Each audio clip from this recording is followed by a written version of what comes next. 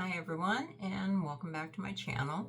I hope everyone survived the holidays and is progressing into 2026 successfully.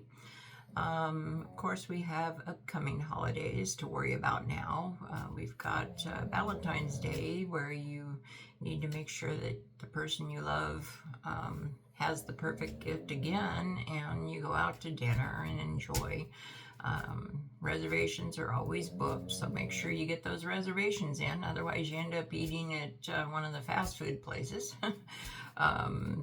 Anyway, my comments and subject today is actually AI or not to AI. That is the upcoming question.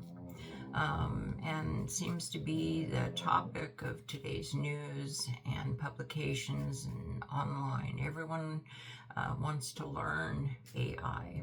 You're told if you don't learn AI, you're going to be left behind in the dust. The world will move forward and you will not. Don't think that's quite the truth, but it could be. A concern I have with AI is all the fake things that are coming out. With AI, you can do anything. You can take someone's picture and voice and make them do anything, which is scary.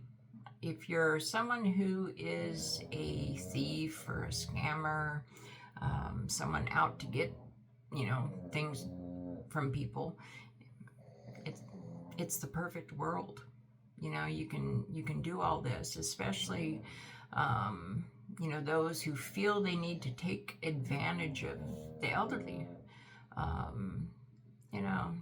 It's very, very sad what it's coming to. Stealing from those who are harmless and can't take care of themselves. But with the assistance of AI, makes it easy. AI, if you recall, not too long ago, there was a big uproar in Hollywood, in Los Angeles, of the actors and writers and producers of how AI is replacing them. It's great. They can do stunts and everything. They can make people appear in huge explosions and fall off cliffs and et cetera, and survive. Back in the old days, that wasn't possible. Stuntmen were killed. Actors died. So AI is good for that. It makes a movie more exciting. To see all this high-tech cinematography. Yeah, that's great. But the downside, for instance, those of us who always contribute to a charity or volunteer to help out, we see these videos that are corrected anymore. And they're videos, horrible tragedies and fake news that occurs. I saw something online the other day talking about Canada invades the United States. Well, I know Canada's been kind of upset with us, but I don't really think they're invading us. However, there are people out there that may have believed that. Disasters showing actors and actresses, singers out there, floods and tornadoes, they're out there hoofing it, helping everybody, saving them from flooded land, and they're up on the roof saving these people. That's not happening. That is AI. Commercials that you see all the time of these actors supporting products, they're not doing that. So don't believe it. At this time, AI, you can kind of tell the difference, not always. But if you look carefully, the picture that they're putting in there is usually perfect, while the outside For instance, where they are, and the outline of the actual person is a little fuzzy, or words are spelled incorrectly. They make things appear that aren't really there. So anything is possible, right? And I apologize. I am the owner of 3 pugs. And any of you who know what a pug is, there's no way to quiet them down. They're always either snorting or snoring, or barking because you've tried to quiet them down. So I apologize. They are in the background.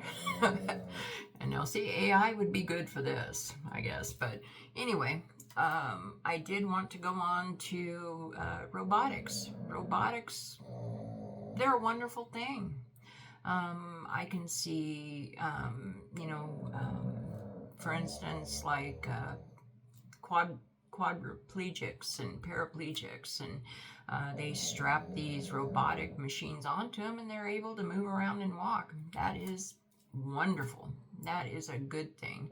People who have had strokes and can't use their limbs, they have an artificial limb that they put over their arm, and they're able to do things. That kind of stuff is great. Animals, for instance, they have a robotic dog, so they don't technically no longer have to send a dog into a place where the dog is going to get crushed by a fallen building, or blown up from some bomb, or die of an overdose from finding drugs. That kind of thing is good. But if you recall, there was a movie out about it, actually, RoboCop. I don't know how many of you watched that or recall that, but it's about robots inventing robots who invent robots to take over people. That kind of thing is scary, and it, sadly, it can happen. If you're building these things intelligent enough to create another one, think about it. What is possible? People need jobs to survive, yet they are creating robots who replace us. Someone can own a factory and have 3 or 4 people. I guess that's great for the person who owns the factory. You have 3 or 4 people who run the robots. Meanwhile, hundreds of people are put out of work because a robot has taken their place. You gotta think about this a little bit, people. A lot of these products are meant to be bought, right? Things you're making, you plan on selling. Well, what happens if nobody has a job? Where are they going to earn a paycheck to buy your product? You're just going to have a whole bunch of robots and products, right? I don't know. People just don't think ahead. Again, robots are great, but not to replace everybody. That's not a good thing. I don't know. The way things are going kind of reminds me of some of these movies, dystopian movies that you see. It kind of leaves you, after watching, you just feel kind of sick, thinking of a possibility that things could actually go in that direction. I know, again, RoboCop wasn't one of my favorite films. I watched it. It was entertaining, but you kind of think, well, this is possible. Another movie based on a book that was written in 1966. I think the author's name was Harry Harrison. It was called, what was it? Move Over was the name of the book. And it was about a time far in the future at that time. It was set to be in 2022 New York City. Things have crumbled. There is the warming greenhouse effect that has destroyed the oceans. The planet is dying. Only the rich survive at this time. They live up in high skyscrapers and can afford air conditioning, and they can afford what food there is. But for the majority of the population, everything is overcrowded. There's no longer anywhere to live. There's no jobs. There's no food. Everything is so hot because of the holes in the ozone. Um, this Harry Harrison, at that time, he was really prolific in prophesizing what was to come. Again, this took place in 2022, and if everyone recalls, 2022, we were dealing with COVID. Everyone thought it was the end of the world. Everyone was dying.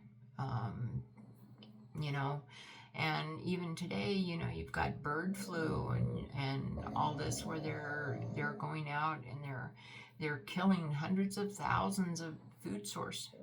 Um, they're always having recalls. Everything has salmonella. Everything has E. coli. They're destroying and killing everything that they're growing and that we have. It's sad. Things are progressing that way. Yet, I would like to mention back then, there actually in 1973, what was his name? Richard Fleischer, I think was the director, made a movie that came out. It was called Soylent Green. It was really, really a depressing movie, but one that the plot you have to really think about and wonder. It starred Charlton Heston, Edward G. Robinson, Chuck Connors, what was the name? Lee Taylor Young. At the time, those were big-time actors. And the special effects and everything wasn't the best in the world. It was great for that time period, but we've come a long way. Again, AI would have done wonders for that film. But anyway, during that time, it was focusing on the overpopulation and people starving. There was a nutritional company out there called Soylent Corporation that made nutritional supplements and wafers and that kind of thing that people were eating to supplement for not having fresh foods. And there was Soylent Red, Soylent Yellow, and the best was Soylent Green. Well, it turns out Soylent Green wasn't the plankton and the lentils and the soy that they were telling everyone it was. The company was owned, actually, it was called Soylent Corporation, but it was actually owned and been bought out a few years before by a company called Starco Brands, which was a consumer goods company. So it was strictly for profit. They didn't care, who or what they heard. It was for profit, like many of the companies today. But anyway, they were utilizing people. They were euthanizing the population, the undesirable population, the poor, the elderly. They had actually the choice. They were given the choice in exchange for becoming a product of their making up of food. You were treated to an easy death. They were euthanizing these people. They would come in and go into this dark room and lay on this table, and it was perfect temperature and soothing music playing in the background. classical music while they watched these relaxing videos of mountains and oceans that were filled with life and running rivers and beautiful things, the way that things used to be. That wasn't the case anymore. Again, they were in dystopian era. But this is how they were allowed to be euthanized. So they'd come in there, they'd go through all this and view all this, be euthanized, and then they were taken away and made into food. They were made into wafers and powders that got reconstituted and people were eating. Anyway, the star of the show, Charlton Heston, he played a Detective Thorne. Eventually found out what was going on, and he wanted everyone to know. And of course, by being a whistleblower, he ended up being hauled away and taken care of, like whistleblowers usually end up becoming. But anyway, he did have a famous line, and Charlton Heston was always famous for some line. If you recall back in Planet of the Apes, he had a famous line. Let's see, I think it was, "You maniacs, you blew it up. Damn you to hell." Charlton Heston was always good for famous lines. In this one, the famous line was, "The ocean's dying. The plankton's dying." It's people. Soylent Green is people. Tell them. Tell everyone. And on and on and on. But, again, he was trying to warn the world what was happening. But anyway, I just wanted to say, perhaps it'd be wise to kind of dumb things down a little bit. These creators of all these AI and robotics. Think about it. You too, even though you create things, one day you will be old, and perhaps one of the creations that you come up with will create something that replaces you. They don't need you anymore. What will you do? You don't have a job anymore. You can't buy food. You too are one of the people living on the streets, trying to, scramble to find food. Everyone that isn't recycling and isn't caring about the environment and continuing, with what unfortunately was coming to a more positive state is being reversed by administration. They're getting rid of peace. They're getting rid of what was good for the planet. We need to take this back and fix it. Do you really want to end up like some of the people in Soylent Green? I don't. A lot of the people who are responsible for making things go the way they are, they're old anyway. They don't have a lot of time left. You got to think about the younger generations. Maybe they would like to live another year or two. Anyway, just food for thought. For those of you who have never seen Soylent Green, check it out. The younger population, especially, who's Charlton Heston. I know I was that way when I was young as well. But again, there is a good plot behind this movie, and they are trying to give a decent message to everyone. Think about it. Dumb things down on your creations. Make it more user-friendly and things that will help everyone, not things that will replace them. Think about it. Have a wonderful day. Have a wonderful week. Have a wonderful 2026. I look forward to talking to everyone again. Bye-bye.